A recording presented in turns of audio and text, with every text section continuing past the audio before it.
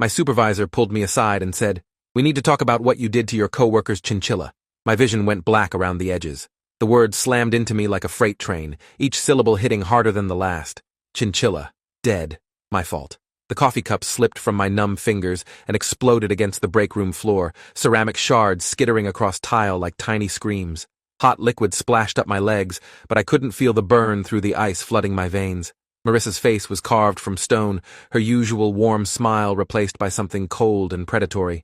"Pixel's dead, David." She grabbed my elbow with fingers like steel clamps, her voice dropping to a whisper that somehow felt more terrifying than shouting. "And the security footage puts you alone with him Sunday night."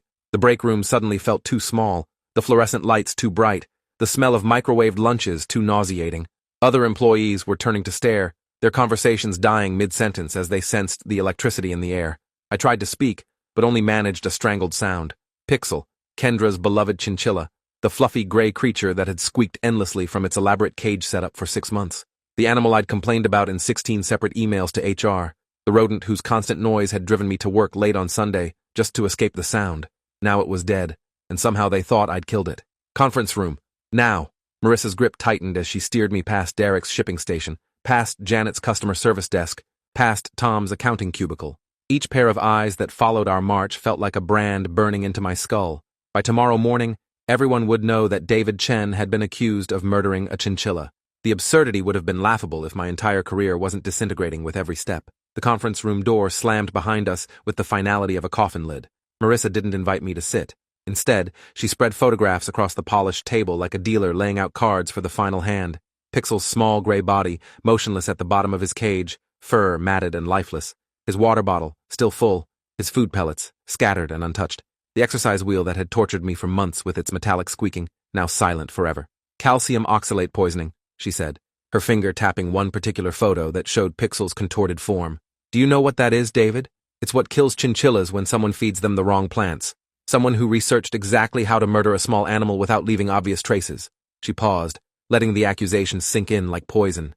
Someone who spent months documenting their hatred for this particular chinchilla. My legs gave out. I collapsed into the nearest chair, my hands shaking so violently I had to grip the armrests to steady them. "I didn't kill Pixel. Jesus Christ, Marissa, I would never hurt an animal. Never." The words came out as a croak, barely audible even to myself. She leaned across the table, her face inches from mine, close enough that I could smell her vanilla perfume, mixed with something else. Something that smelled like fear. "Sunday night, David. Your keycard accessed the building at 6:47 p.m. You were alone in this office for 36 minutes. Alone with Pixel." She pulled out a security report, my employee ID number highlighted in accusatory yellow. "The cameras malfunctioned that evening. Very convenient for someone who knows our IT systems. Very convenient for someone who needed to commit murder without witnesses." The Sunday visit. My stomach lurched as the memory crystallized. I'd come in to finish the Morrison account report, desperate for quiet after a week of family crisis and deadline pressure. My father's emergency surgery had thrown my schedule into chaos, and I'd been drowning in backed-up work. The office after hours was my sanctuary, free from Pixel's incessant squeaking and Kendra's anxious hovering over her pet. "I was working on financial projections," I said, hearing how weak and pathetic I sounded. The Morrison quarterly report was due Monday morning. I needed silence to concentrate. Marissa's expression didn't flicker. She'd already made up her mind about my guilt, and nothing I said would penetrate her certainty. She opened another folder, this one thick with printed emails bearing the letterhead of our HR department. My complaints about Pixel stretched back months, each one meticulously documented and time-stamped. The progression looked damning even to me. Initial concerns about workplace appropriateness, escalating to noise complaints, then health and safety issues, finally suggestions that the chinchilla posed risks to customers and employees. 16 official complaints in 8 weeks, Marissa said, counting through the pages. 16 documented instances of you targeting Kendra's emotional support animal. The pattern is clear, David. You started with policy objections, moved to environmental concerns, then began suggesting the animal was dangerous. Classic escalation behavior leading to violence. Each email felt like evidence at my trial. My words, taken out of context and arranged to paint a picture of obsession and malice, rather than legitimate workplace frustration. The squeaking wheel that had driven me to distraction during busy periods. The musky smell that required constant air fresheners. The unprofessional image of having a rodent in a customer-facing business environment. All of it twisted into motive for murder. "Where's Kendra?" I asked, suddenly realizing her desk had been empty when I'd arrived that morning. "Does she know what you're accusing me of?" The thought of facing her, of seeing grief and accusation in her gentle eyes, made bile rise in my throat. Kendra was fragile on her best days, relying on Pixel's presence to manage crippling anxiety. That chinchilla wasn't just a pet to her. It was medical equipment prescribed by her therapist. Marissa's professional mask slipped for a moment, revealing something that might have been guilt. Kendra found Pixel yesterday morning when she came in early. She's on bereavement leave, completely destroyed. That animal was her lifeline, David. Her way of coping with the stress that makes normal life nearly impossible for her. The accusation hung in the air between us like smoke from a funeral pyre. I complained about noise and smell, I said, desperation making my voice crack. That doesn't make me a killer. You've known me for 3 years, Marissa. I've handled your biggest accounts, worked overtime without complaint, never had a single disciplinary action. Does that sound like someone who would poison an innocent animal? She pulled out another document, this one bearing official police department letterhead. Detective Ray Kowalski wants to see you this afternoon. This is beyond company policy now, David. This is a criminal investigation into animal cruelty with intent to cause emotional distress. The district attorney's office is reviewing evidence to determine what charges to file. The words hit me like individual blows. Criminal investigation, animal cruelty, district attorney, charges. These were terms from courtroom dramas and newspaper headlines, not from my life, not connected to my name and reputation. I gripped the conference table edge to keep from sliding off the chair, fighting waves of nausea that threatened to empty my stomach across Marissa's carefully arranged evidence. You're suspended immediately, she continued, her voice returning to its bureaucratic monotone. You'll clean out your desk under supervision and surrender your building access card. Any attempt to contact employees, especially Kendra, will result in additional consequences. Company legal has instructed me to preserve all evidence and cooperate fully with law enforcement. The walk back to my cubicle felt like a death march. Every eye in the office followed my progress, conversations stopping mid-sentence as I passed. Derek from shipping actually stood up to get a better view of the suspected animal killer being led to his execution. Janet from customer service held her phone up, probably texting friends about the drama unfolding in real time. Tom from accounting whispered something to his cubicle neighbor that made them both turn and stare. My desk looked foreign under the fluorescent lights. 3 years of accumulated belongings, suddenly seeming like evidence in a crime scene. Coffee mug with the company logo, family photos from last Christmas, a small cactus Kendra had given me for my birthday.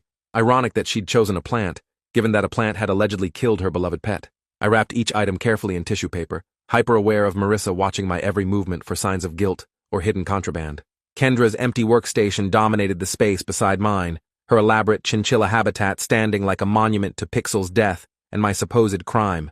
The multi-level cage system had cost hundreds of dollars and represented months of research into optimal chinchilla care. Exercise wheels on every level, hiding spots crafted from natural wood, feeding stations positioned for easy access.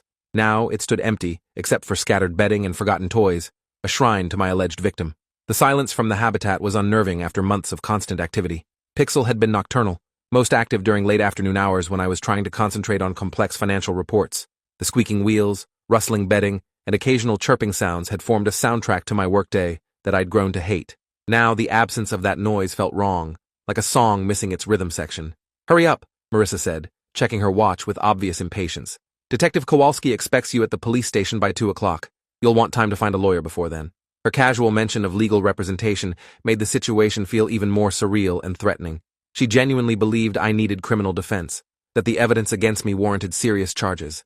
I finished packing quickly, avoiding eye contact with co-workers who had gathered to witness my professional execution. The cardboard box felt heavier than it should have, weighted down with the gravity of false accusations and destroyed trust. As I walked toward the elevator, I heard conversations resume behind me, voices dissecting my character, my motives, my likelihood of guilt. The jury of my peers had already begun deliberating. The police station parking lot was nearly empty at 2 in the afternoon, creating an atmosphere of isolation that matched my emotional state. Detective Kowalski met me at the front desk, younger than I'd expected, with sharp eyes that seemed to catalog every detail of my appearance and demeanor. He led me through a maze of hallways to a small interview room that smelled like industrial cleaner and old coffee. The recording equipment in the corner made everything feel official and permanent. Detective Kowalski explained that this was a voluntary interview, that I wasn't under arrest and could leave at any time. However, he also read me my rights and strongly suggested I might want legal representation present. The Miranda warning delivered in such calm, professional tones felt more threatening than any shouted accusations would have. I declined the attorney, still confident that my innocence would be obvious once I explained the misunderstanding. Detective Kowalski activated the recording device, stating the date, time, and participants for the official record. His first questions were deceptively casual, asking about my background, employment history, and relationship with coworkers. The soft approach that would gradually build toward more damaging territory. "Let's talk about Pixel," he said, opening a folder filled with printed emails. "These complaints to HR show increasing frustration with the chinchilla's presence in your workplace. Walk me through your thought process as these concerns developed." His pen was poised over a legal pad, ready to capture every word that might later be used against me in court. I explained about the constant noise from exercise wheels, the musky odor that permeated our work area despite daily cage cleaning, the unprofessional atmosphere created by having a rodent in a customer-facing business environment. My complaints had been legitimate workplace issues, I insisted, not personal attacks on Kendra or her emotional support animal. Detective Kowalski took detailed notes, occasionally asking for clarification about specific incidents or timeline details. This email from October mentions potential health and safety risks, he said, reading from one of my HR complaints. You wrote that Pixel posed unacceptable hazards to employees and customers. What specific risks were you concerned about?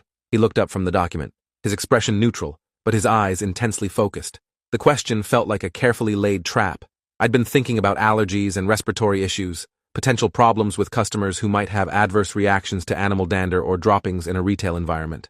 Some people were severely allergic to rodents, and having Pixel in a customer-facing business seemed like a liability waiting to happen. But explaining this to Detective Kowalski felt like providing ammunition for the prosecution's case against me. You have a background in information technology, he continued, consulting another document. Network administration, database management, security systems, the kind of skills that would allow someone to disable building surveillance cameras. His tone remained conversational, but the implication was crystal clear.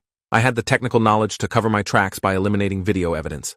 The interview continued for 3 hours, covering every aspect of my relationship with Kendra, my knowledge of chinchilla care and dietary restrictions, and my movements during the weekend when the poisoning occurred. Detective Kowalski was methodical and patient, asking probing questions about my Sunday evening building access and the convenient timing of the security camera malfunction. 36 minutes alone in the office, he said, reviewing the keycard logs. That's plenty of time to research chinchilla toxicity online, locate poisonous plants in the office environment, and arrange them near Pixel's habitat. A peace lily, for example, contains high levels of calcium oxalate. Move it close enough to the cage, and an incurious animal might ingest fallen leaves or flowers. My blood turned to ice water. He was describing a specific method of murder, complete with weapon and delivery system. Someone had researched chinchilla poisoning extensively enough to know about calcium oxalate and its sources. Someone had planned this killing with scientific precision, using knowledge I didn't possess, and implementing a strategy I never could have devised. I don't know anything about plants or animal toxicity, I protested. I can barely keep a cactus alive. I wouldn't even know where to start researching how to poison a chinchilla. Detective Kowalski made notes about my denial, but his expression suggested he'd heard similar claims from countless guilty suspects. The interview concluded with Detective Kowalski informing me that the investigation was ongoing and that I should remain available for further questioning. The district attorney's office would review all evidence before deciding whether to file formal charges. He recommended that I retain legal counsel immediately, regardless of my guilt or innocence, because the legal system was complex and unforgiving. I left the police station feeling worse than when I'd arrived. The voluntary interview had felt more like an interrogation designed to extract a confession rather than a fact-finding mission. Detective Kowalski had been professional, but clearly skeptical of my explanations, treating my denials as predictable lies from a cornered suspect. That evening, I sat in my apartment researching criminal defense attorneys and trying to comprehend how completely my life had imploded. 48 hours ago, I'd been a respected employee with a promising career and solid reputation. Now I was suspended from work, under police investigation, and facing potential felony charges that could destroy everything I'd spent years building. I found Jennifer Wu through online searches for attorneys specializing in false accusation cases. Her client reviews praised her aggressive defense strategies and her success rate in overturning wrongful prosecutions. Our phone conversation that night revealed that while the evidence against me was circumstantial, it was potentially strong enough to secure a conviction if additional proof emerged during the investigation. Jennifer advised me to document everything I could remember about the timeline of events and to avoid discussing the case with anyone except her. She was particularly intrigued by the security camera malfunction, viewing it as a potential avenue for establishing reasonable doubt. Someone with access to the building's IT systems had deliberately disabled surveillance, and that person might not have been me. Over the next several days, I conducted careful research into Evergreen Pet Supply's building security and access protocols. The office directory listed numerous contractors and service personnel with system privileges, including IT maintenance staff, cleaning crews, and equipment repair technicians.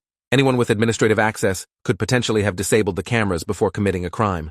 One name stood out: Trevor Lang, a former IT contractor who had been terminated from his building maintenance contract 8 months earlier under circumstances described only as policy violations. Trevor would have possessed both the technical knowledge to disable security systems and potentially harbored resentment against building tenants who might have contributed to his dismissal. I shared this information with Jennifer Wu, who immediately hired a private investigator to research Trevor's background and recent activities. What we discovered was disturbing and potentially relevant to Pixel's murder.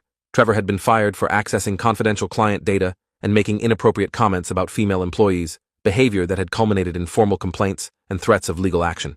More significantly, Trevor's social media profiles revealed a troubling pattern of anger toward emotional support animals and their owners. His posts were filled with rants about fake service dogs and attention-seeking pet owners who brought animals into inappropriate environments. One particular post from 2 weeks before Pixel's death specifically mentioned chinchillas as rodents that don't belong in civilized workplaces. The private investigator's report revealed that Trevor had been in significant financial distress since losing his building maintenance contract, struggling with unemployment and mounting debts. His anger had apparently focused on the building's tenants, whom he blamed for his termination and current difficulties. Pixel represented everything Trevor hated about modern workplace accommodations and entitled employees. Armed with this new information, Jennifer contacted Detective Kowalski to present evidence of an alternative suspect in Pixel's death. Trevor had motive, means, and opportunity, she argued. While my supposed motive was based on routine workplace complaints that fell far short of homicidal intent, the detective agreed to investigate Trevor's background and whereabouts, though he warned that this wouldn't automatically clear me of suspicion. Meanwhile, my suspension from Evergreen Pet Supply continued indefinitely, with Marissa informing me that reinstatement would depend on the outcome of the criminal investigation. The company's legal department had advised against any contact between me and current employees, effectively isolating me from colleagues who might have provided character references or supported my version of events. The isolation was psychologically devastating. Friends and family struggled to understand how I'd become involved in such a bizarre situation, their support tinged with unspoken questions about my possible guilt. Former coworkers avoided my calls, apparently advised by company legal to maintain distance until the investigation concluded. Even casual acquaintances seemed to view me with suspicion after news of the case spread through our professional network. I spent my days researching chinchilla care and toxicity, trying to understand how Pixel could have been killed and what evidence might point to the real perpetrator. The calcium oxalate found in his system could have come from dozens of common houseplants, certain vegetables, or commercial products containing the compound. Someone would have needed specialized knowledge to select an effective poison and deliver it without detection. My research revealed that chinchillas were extraordinarily sensitive animals, requiring precise environmental conditions and carefully controlled diets to remain healthy. They couldn't tolerate temperature fluctuations, high humidity, or inappropriate foods. The more I learned, the more I realized that Pixel's death represented a sophisticated understanding of chinchilla physiology and the specific compounds that would prove fatal. 3 weeks into my suspension, Detective Kowalski called with an update that changed everything. Police had located Trevor Lang and conducted a search of his apartment in connection with unrelated computer fraud charges. Hidden among his possessions were research materials about chinchilla care and toxicity, including detailed information about calcium oxalate poisoning and its effects on small mammals. Even more damning were photographs on Trevor's phone showing the interior of our office building, apparently taken during an unauthorized visit on the Sunday evening when I'd been working late. The images were time-stamped during the exact period when the security cameras had malfunctioned, providing visual proof of Trevor's presence at the scene of the crime. The photographs revealed Trevor's detailed knowledge of our office layout, including the location of Pixel's habitat and the various houseplants positioned throughout the workspace. One image specifically showed a peace lily that had been moved closer to Kendra's desk area, positioned where an inquisitive chinchilla might have access to toxic leaves or flowers that fell through the cage bars. Detective Kowalski explained that Trevor had initially denied any involvement in Pixel's death, claiming his building visit was unrelated to the chinchilla poisoning. However, confronted with the photographic evidence and research materials found in his apartment, Trevor's story began to fall apart under intensive questioning. The breakthrough came when investigators discovered Trevor's detailed online research into chinchilla toxicity, conducted in the weeks leading up to Pixel's death. His browser history revealed searches for chinchilla poison, calcium oxalate plants, how to kill rodents, and security camera hacking. The digital evidence painted a clear picture of premeditation and planning. Trevor's confession came after 12 hours of interrogation and the presentation of overwhelming evidence against him. He admitted to entering the building using outdated access credentials that had never been properly deactivated after his contract termination. His original plan had been simple vandalism, revenge against the tenants, and building management he blamed for his employment difficulties. However, encountering Pixel's elaborate habitat had triggered his rage against emotional support animals and their owners. He decided to poison the chinchilla as an additional way to cause distress and disruption in the workplace, using his knowledge of building security to disable surveillance cameras and cover his tracks. Trevor's method had been sophisticated and cruel. He'd researched chinchilla dietary restrictions extensively, learning that calcium oxalate was quickly fatal to the animals, even in small doses. He'd repositioned office plants to make Pixel's death appear accidental, hoping that scattered leaves and flowers would be attributed to natural foraging behavior rather than deliberate murder. The confession revealed that Trevor had specifically timed his crime to coincide with my Sunday evening work session, having observed my pattern of weekend office visits through previous surveillance of the building. He'd planned to use my presence as a convenient cover story, knowing that my documented complaints about Pixel would make me the obvious suspect in any investigation.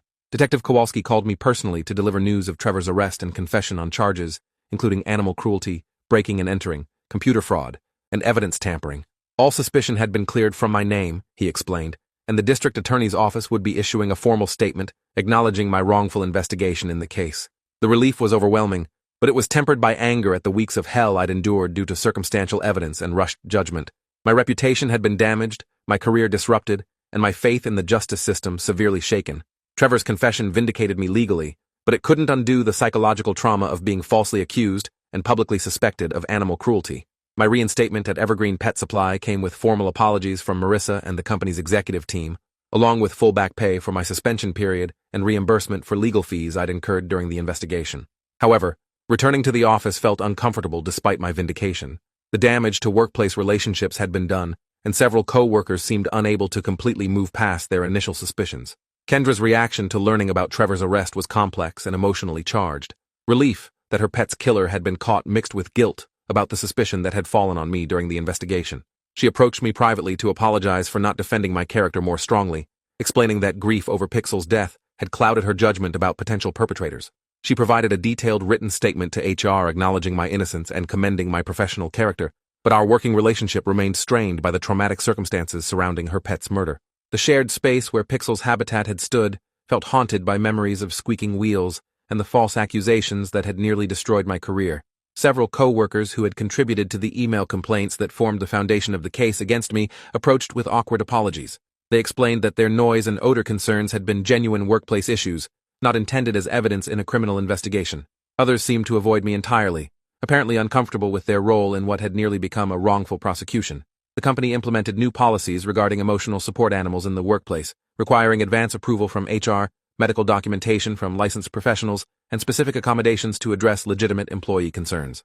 The guidelines also established procedures for addressing complaints about support animals without creating hostile work environments or retaliatory situations.